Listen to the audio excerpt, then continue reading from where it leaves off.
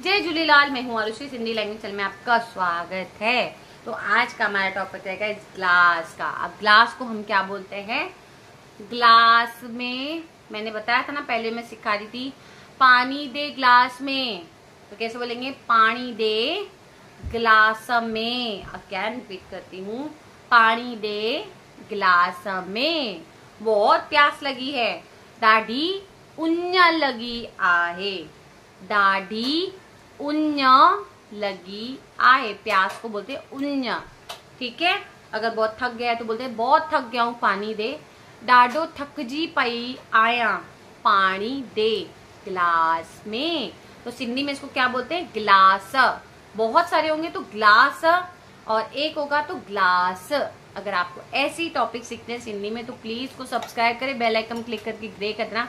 तब तक के लिए जय झूलेलाल।